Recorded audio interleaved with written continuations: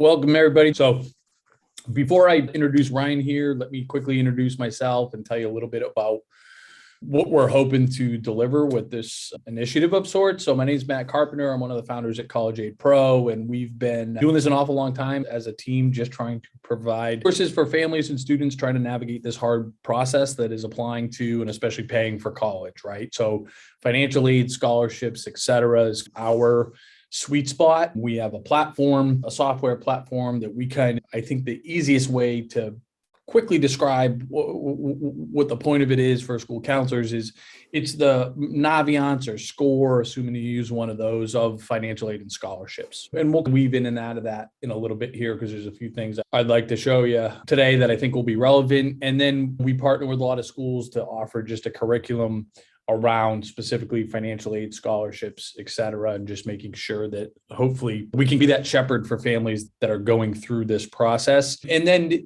there's a few things that we want to make sure that you all have access to, and we can be a direct resource for you all as you're navigating this. So I'm putting in the chat here an email that's just specifically for school counselors. Okay, so it is counselor@collegeaidpro.com, assuming I spelled it right here. And this is just your helpline, right? Where at least initially yours truly is going to be manning that support desk, right? So any questions that you have, I'm making it our initiative to be able to get back within the same business day. That's the expectation here. For example, we had some folks that were on here last week and I had some great questions throughout the week where somebody walked in their office and they got accepted to college. They know where they're going and they wanted to know, hey, when and how do we take advantage of the federal direct student loan and do the plus loan? So I had some guidance to offer there that hopefully, and I think that school counselor was able to share with their family. Anything that you feel like is a little bit, or at least want to gut check something, that's what that's there for. Okay. And then hopefully you guys have been seeing and engaging in the newsletter that we're going to send out every other week. So tomorrow we'll send out this recording, and then Deb Heller was featured last week. I think Rachel Sturma, who's a school counselor up in the Boston area, is going to be featured this week. And then we have, and this was based on feedback that you all, shareables that we call them, stuff that hopefully is easy resources for you all to share with parents, students, families, yourselves, whatever.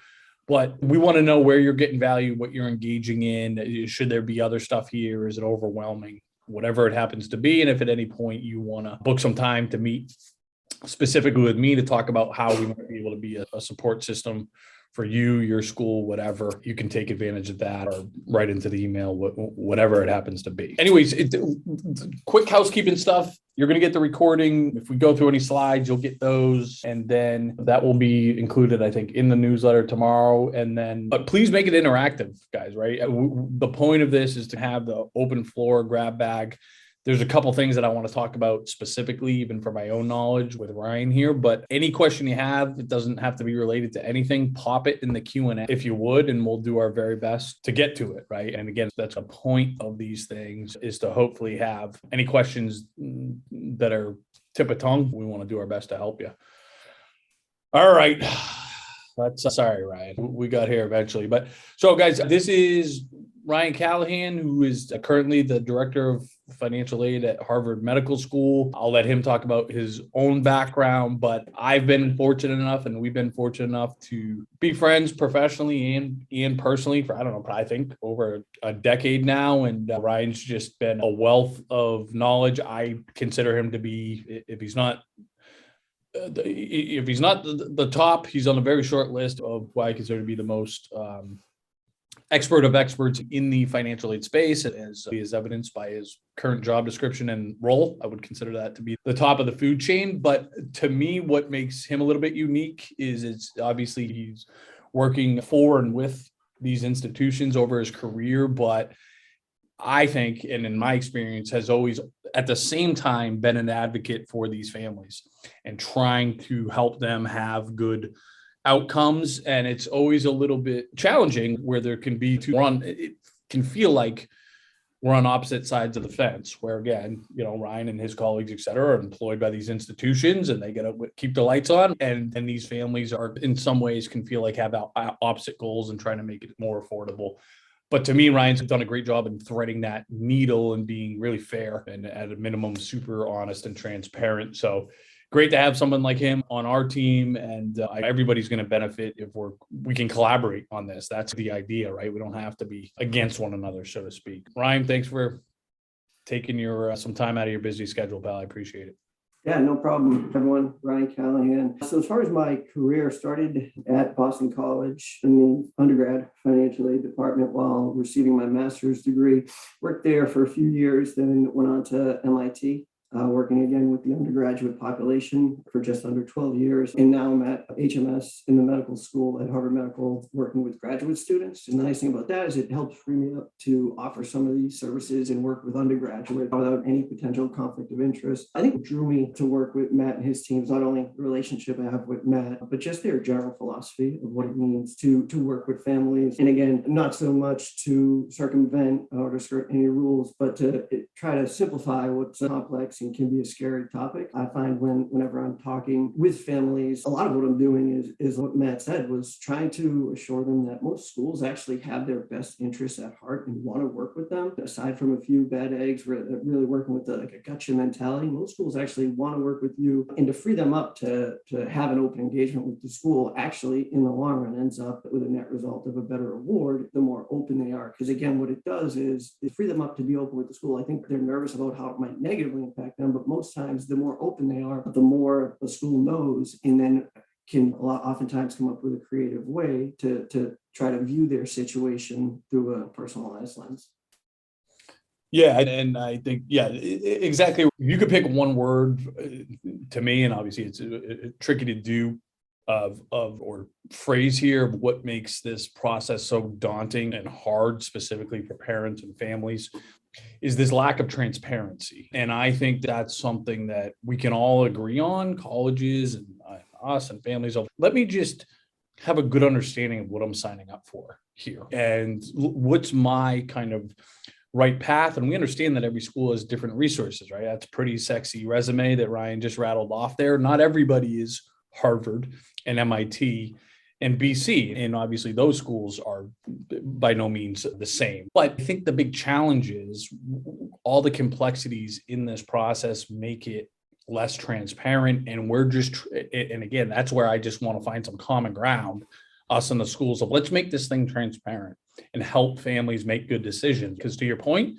that's my experience too. Most colleges are not, they want these kids to have good outcomes. And I think it's about the best ones, the best of the bunch are the ones that are saying like, we're probably not a good financial fit for you, right? And we want you to have that information before you sign on the dotted line. And it doesn't mean don't come here, but just understand what you're signing up for, right? And again, the Harvards and MITs of the world, maybe they're a little bit unique because those are more your golden ticket type of opportunities, but that's a very short list of schools. Now, this might be a little bit unique or this might be news for some of you that are listening, and it's relatively new to me. I don't think I realized this until Brian got this job a couple of years ago, whatever it was. But generally speaking, grad school, whether you're going to get your MBA or your law degree, medical school, completely different animal than undergrad.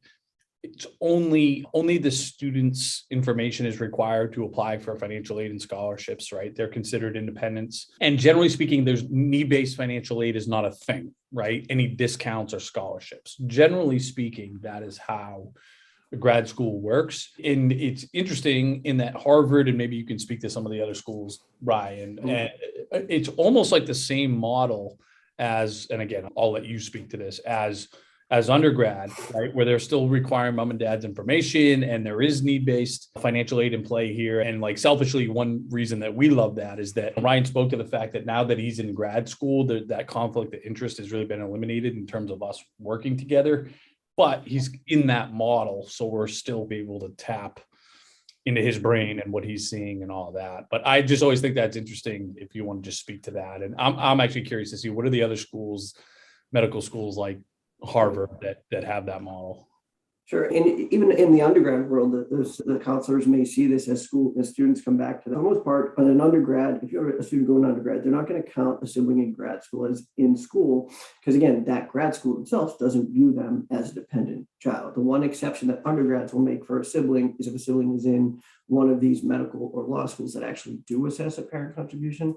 And the reason being that certain of the elite medical schools and law schools will do that is they actually have funding to offer, where most other grad programs don't have any need-based funding. So there's no reason to put the student through that. So again, that's that distinction there. And then to talk about a slightly different topic, I did just want to mention, because I think it would be valuable for the counselors to hear. And again, what drew me to working with Matt is working with him to help build out the financial aid calculator that they offer. And again, every school now is federally mandated to have a net price calculator, and that's great. Problem is, for students, they need to know to go to that school's website. Each one can take anywhere from the most simplified ones, 10 minutes, to the most complicated ones, over 30 minutes. And so what the MyCap software does is not only simplifies the process, but what I really like about it is it opens the eyes, the students' eyes, to schools and opportunities they might not have even considered. Because what it allows you to do is, instead of going to each individual school's website, re-entering all your personal data over and over to get the net price, the estimated net price that the calculators are offering, through the MyCap software, you enter it one time, and then you can add as many schools as you want to see what you can get. And so what that does is it allows students to, and again, look by certain geographical regions if they know where they want to be. And it may open their eyes to a school that they otherwise would never have considered, not knowing that, oh, they have this really great need-based aid program. Or in some other cases where a family might not qualify for need-based aid, oh, this school actually has an incredible merit-based scholarship program.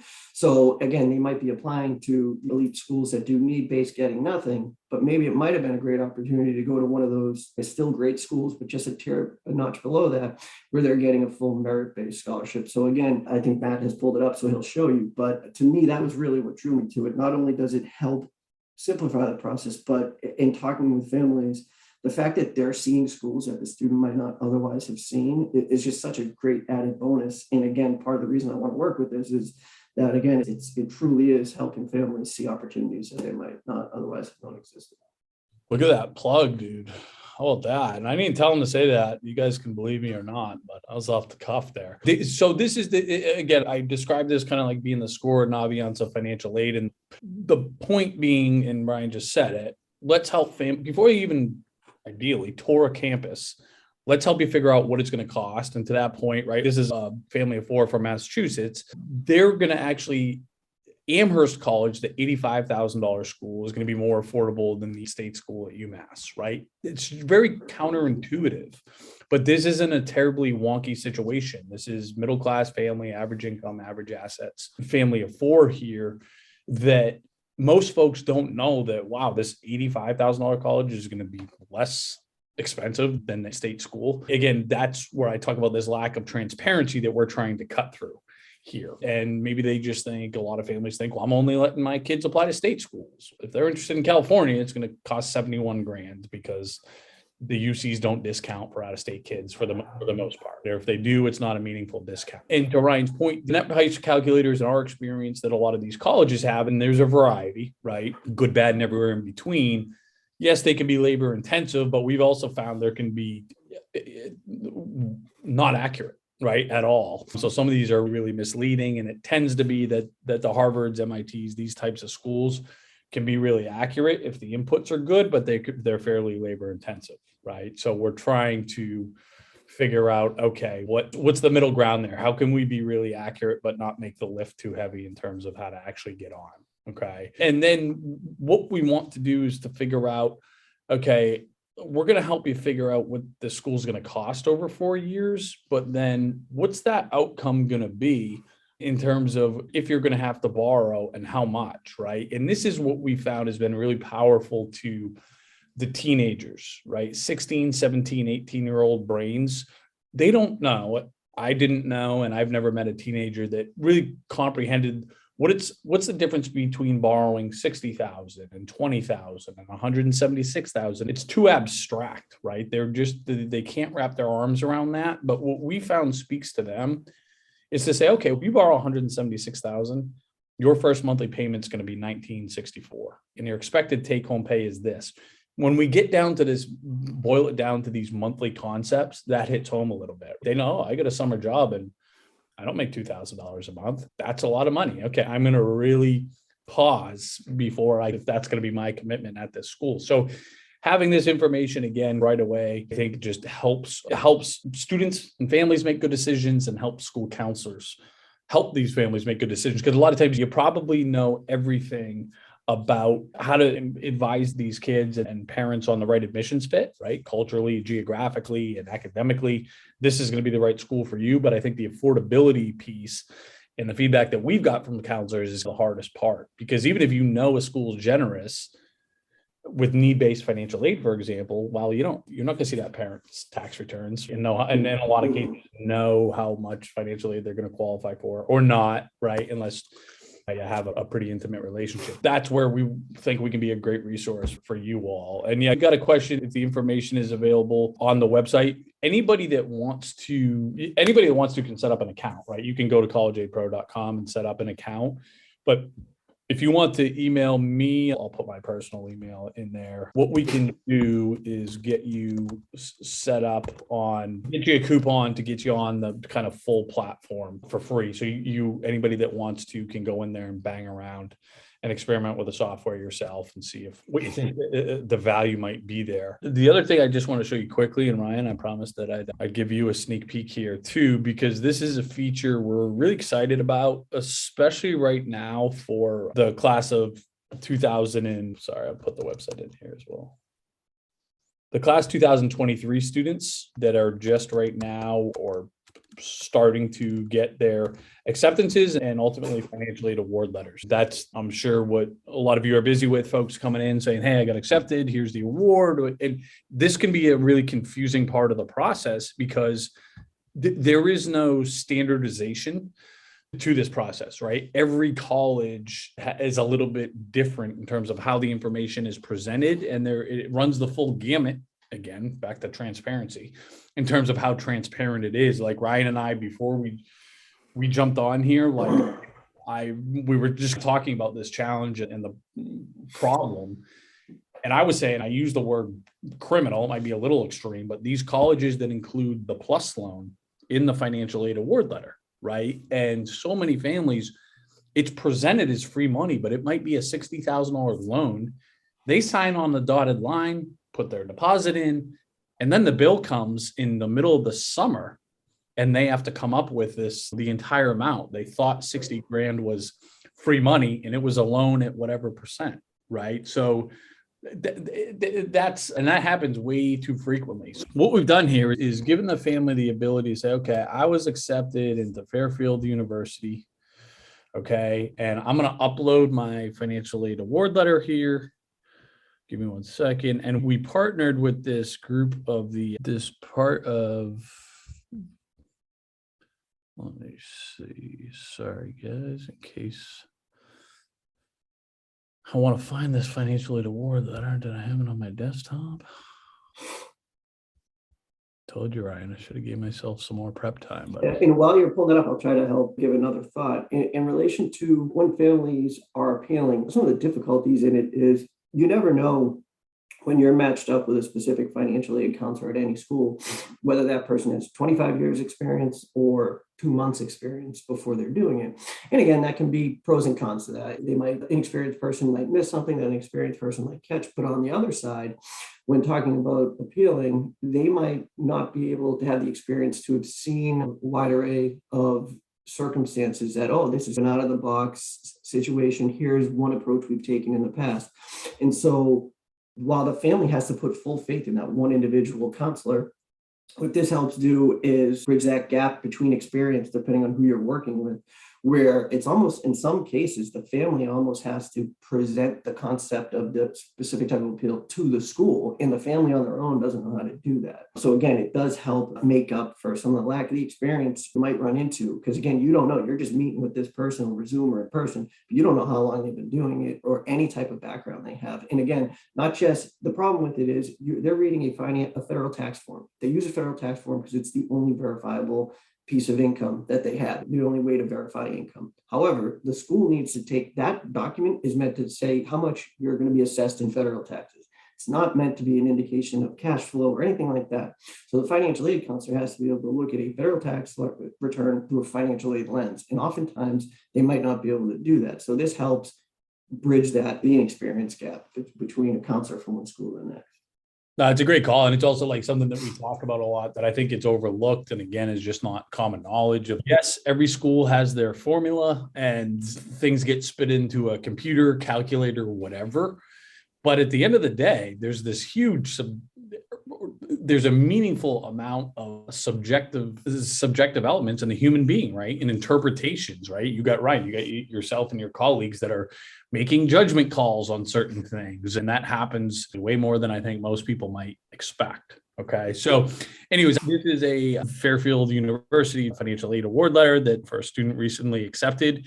So I uploaded it here and then I can click this translate offer letter and it's telling you that kind of our CYA here that whatever gets, oh, that worked good, or gets uploaded is, let me see if I can get out of here. But basically, we're not going to steal your information. Hold on one second, guys, because I'm hoping it can work for us like it was working yesterday. Like I said, it is in the dev environment. So there's a world in which things are happening with programmers that I don't know about right now. And again, as Matt's pulling up, one of the benefits it does is basically once a student gets bombarded with acceptance letters and financial aid award letters, the ultimate goal is to take each award letter and do a fair apples to apples comparison across the board. But they're presented, as Matt said, in such different ways. It's hard to strip it down and get to exactly what you're going to be receiving and to ultimately get to a net price. That was the whole point. The financial aid award letters switched a couple of years ago, where it used to just be, tell us what you're getting in scholarships and loans and in work study potentially. It switched to this net price concept. And again, with good intentions, the federal government said you should set it up where it shows the family a net price. But then within that, what schools started to do, as Matt said, was you have a $50,000 cost of attendance, they're giving you a $10,000 in scholarship. Your net cost is $40,000, but they'll put in the Parent Plus loan as a placeholder and your net cost is zero.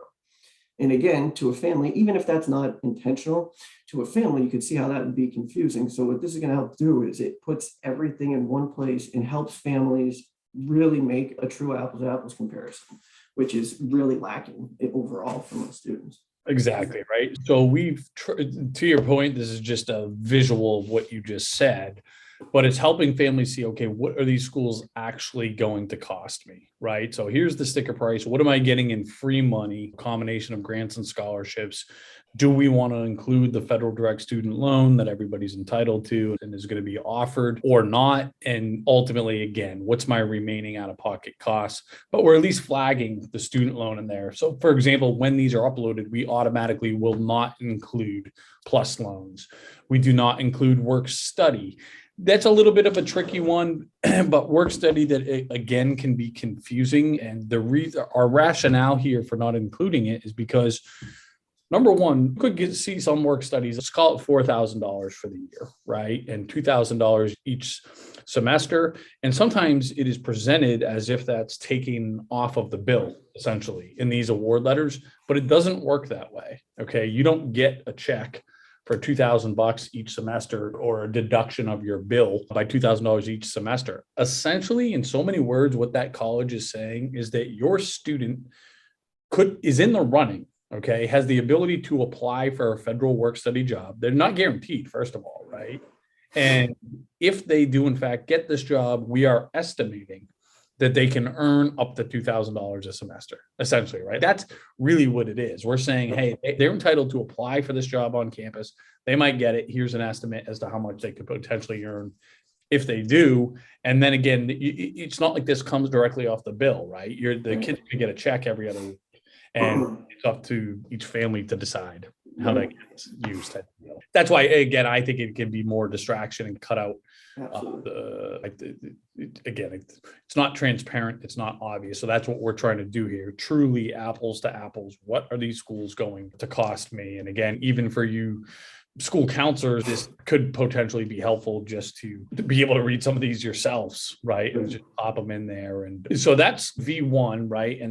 But V2 is taking it one step further. And we should be live certainly by March 1st here. That our drop dead date. We're on target to beat it. We'll see. But it translates the award, but then it tells you, how did you do? Did you get, or we will flag it basically to say how strong of an appeal case might you have? What are some indicators? So for example, Some schools might just give less than their net price calculator said. So we might flag that. For some schools, for example, private schools that use the federal methodology, a lot of these in general, there can potentially be wiggle room, right? So we might say, hey, you have a chance to appeal here just based on how this school generally conducts business. So we're trying not to just say, here is your award, but we also want to give an indication of what is the likelihood of an appeal. And yeah, and even if we got a great award and we should be happy, I think that's nice to hear that we got it appears we got a fair award, and it doesn't mean we don't appeal, but sometimes that's just what folks want to know. Is this fair? Kind of basically within the rules of the game. To that point, so I think, again, from the school's perspective, what frustrated me is anytime a family, when my financial aid counselor had on, when a family come in and say, how do I negotiate this? And realistically, especially at the schools I was at, where it was true need-based aid, it was like, again, the word negotiate to a financial aid counselor doesn't make sense because either they're not a car salesman. And the fact that it was starting to go down that route is difficult. And it was, at least to me, a frustration where it's to the point where schools now, if you were able to see the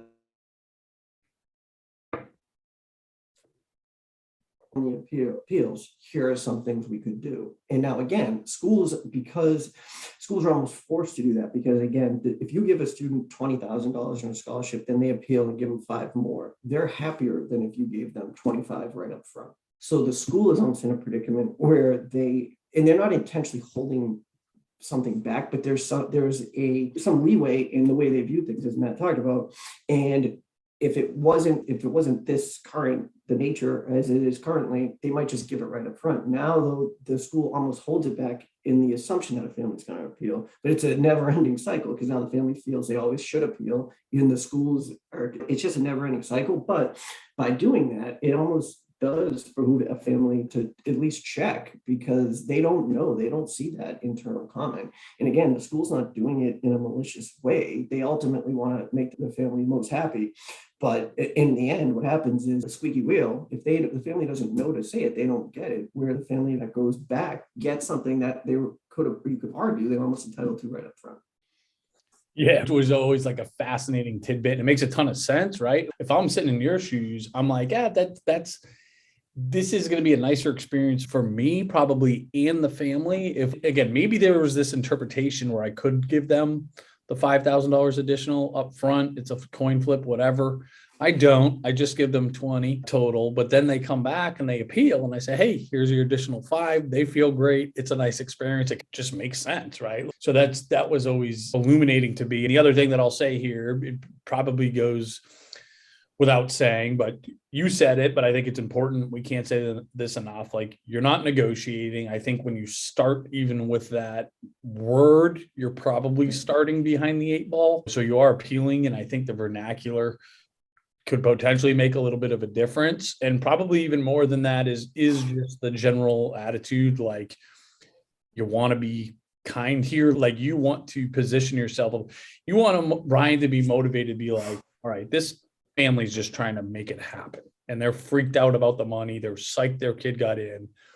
But their process is like rooted in kindness. And I want to try to go make this happen for them. As opposed to, if we're being jerks and you probably feel like you're getting strong-armed, you're probably going to be like, I don't want to work with this person for 4 years.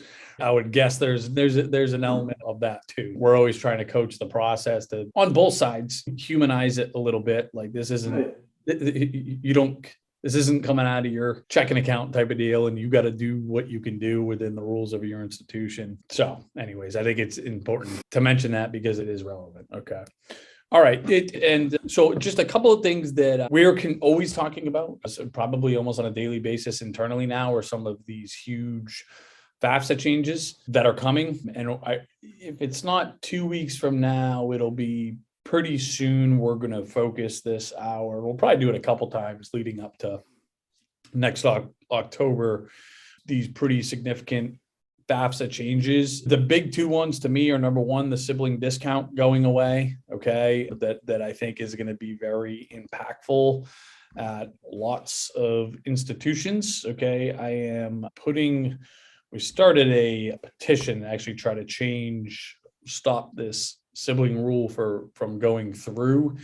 If we always ask everybody if you're willing to sign it. It takes 2 seconds online. We'd really appreciate it. And if better yet, share it, especially with your school. But that's something that I think is going to be a problem for a lot of families. And I'll let Ryan speak to it a little bit in a second here and give kind of his thoughts, and knock on wood, it's sounding like at the types of institutions where he is and where he's been, this change might not matter much at all, if at all, but I'll let you give your thoughts on that. And then the other big one is divorced and separated families, 2 household families.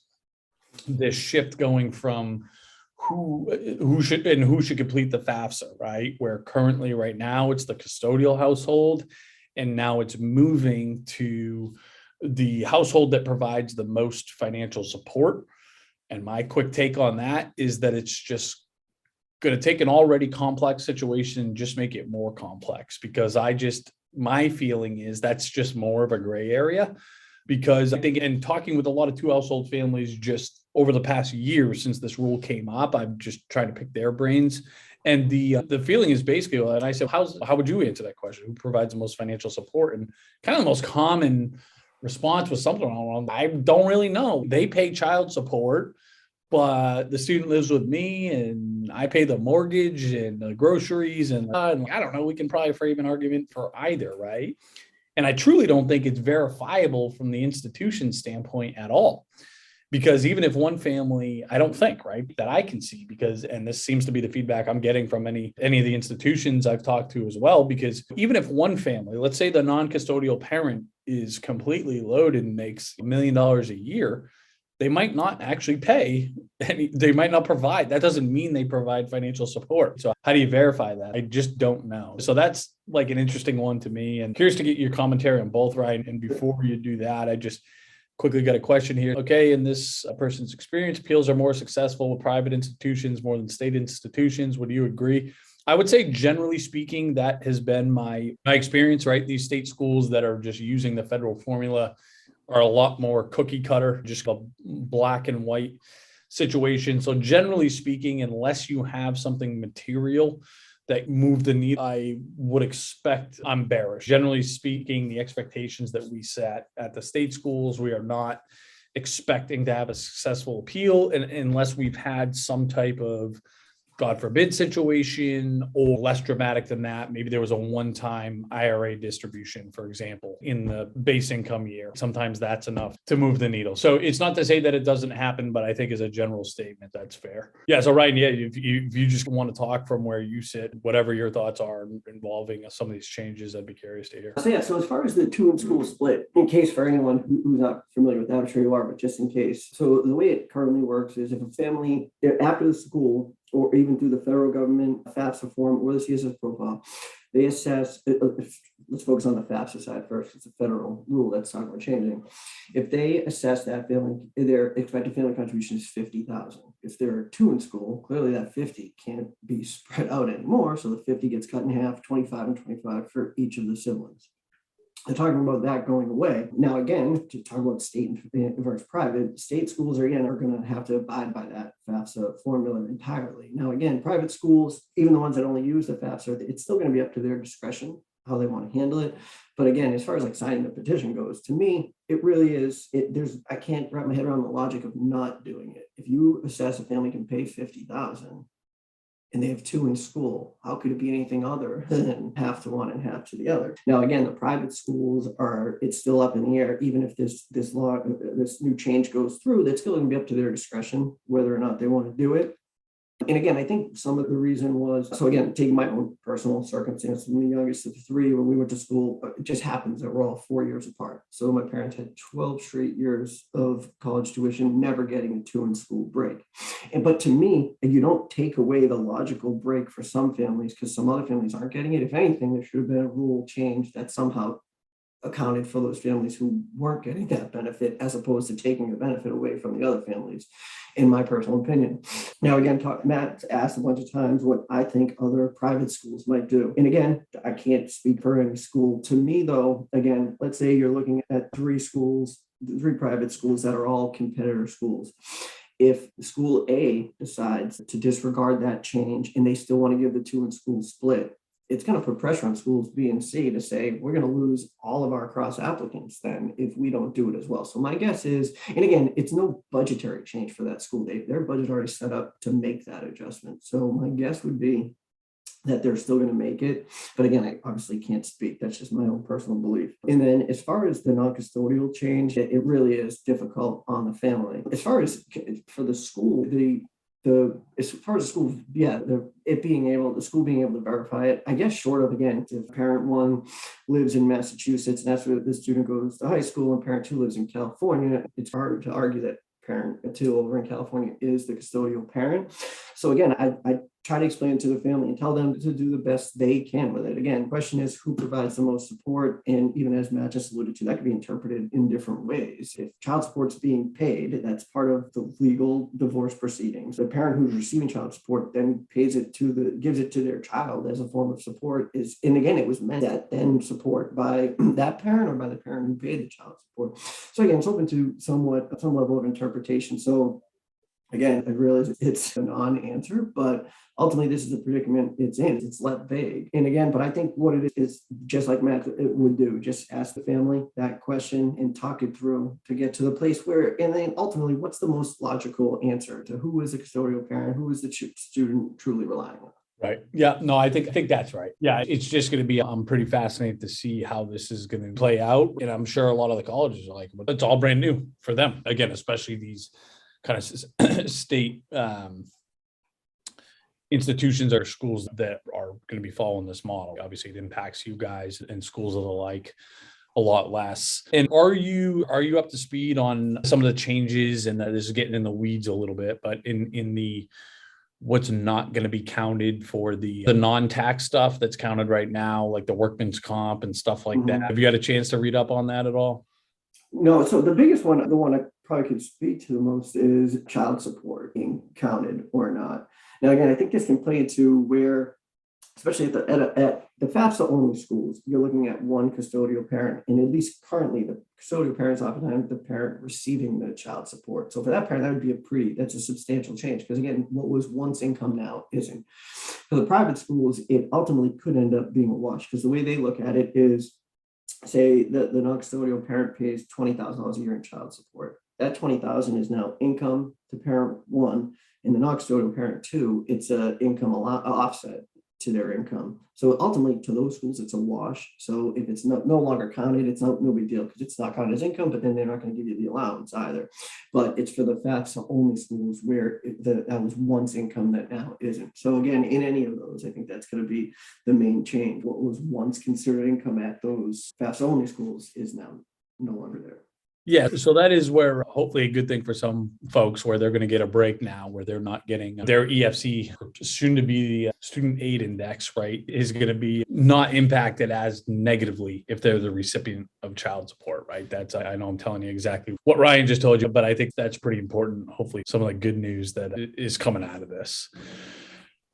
Okay, so let's see. Any other just here? I've been banging away at some that have come up in the Q&A, but any other questions while you have Ryan live here? And again, he's someone that we're very fortunate where being a part of our team, I can't give you all direct access to him, but I can probably do an okay job of any questions that come to me that I can usually track him down, and he's very responsive. Again, these are, I think what makes us a little bit unique in terms of the resources that we have is that we get to tap into folks that are on that side of the fence, but are, again, we feel like collectively are on the same team and trying to help families and students have good outcomes and go into this thing eyes wide open. And that's what it's about. Like every family is unique, every student's unique, every college is different, but if we can make all these like smaller decisions pretty well or know what we're doing a little bit and have some resources, then it just maximizes our odds of having the outcome we all want. The colleges, the students, it's not good for colleges. They don't want these kids to have bad outcomes, these families to never be able to, mom and dad to never be able to retire. Like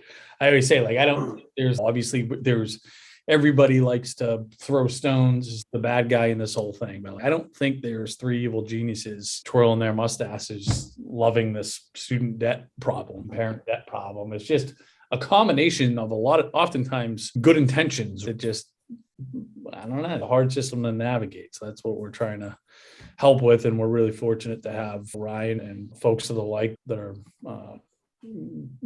helping us help you all, and hopefully by extension, help these students and families. So I just popped my kind of meeting link into the chat. So if any of you want to block 30 minutes with me, again, learn a little bit more about whether it's the platform. And again, there's a free version for everybody. Even if you come off the street to buy it just off the internet, it's free for all free and reduced lunch families, all the bells and whistles. Or if anybody just says we can't afford it, it's free. And then we have some of the schools we partner with pay for the platform, similar to what you do Naviance and Score. And obviously those rates are wildly less than if you're an individual family that's approaching us. So if you want to discuss about potentially having some of these resources in your school, happy to do that. And then again, just our curriculum that we offer for free. So we have a webinar series where we bring families through every pain point of the process, right? So right now we just wrapped up our private scholarship season, so to speak, right? And trying to educate families on that part of the process. And what's right around the corner here is just focusing on appeals, right? So I'll try to do a better job of showing this here if I could. But you can see what our curriculum is, that and we'll come back in the fall, go line by line through the FAFSA, through the CS profile, and again, through private scholarships and IDOC, and then how to appeal. And then ultimately, after May 1st for this class 2023, once we know where we're going, what it's going to cost, we'll coach families up on, okay, if we have to take a loan, what do we need to know there, pros and cons of each, and hopefully help them make an educated decision. If we have resources, when do we use what? So anyways, yeah, and we partner with a bunch of schools, right? So if you want to talk with some other schools in your network or region or whatever, I'm sure we could put you in touch and you can get an idea of what their experience has been. So feel free to do that. Otherwise, please just continue to stay engaged, tune in, let us know how else we can support you when stuff comes up. Just day to day, take advantage of that email address. I'm really doing my best to be responsive, and then we'll have a bigger team once the volume gets to the point that it demands that. And otherwise, you got any closing thoughts, Ryan? No, and again, if anyone had any outstanding questions, a unique situation you have or a common question you have, we're here to try to answer that. If not, I hope this was a value add, something you can bring back to the benefit of your students. Yeah, thanks, man. I appreciate you again taking your time, being able to tap your expertise. I learn something every time, and we're lucky to have you, and I'm grateful. All right, thanks. I'm happy to be here. See you guys.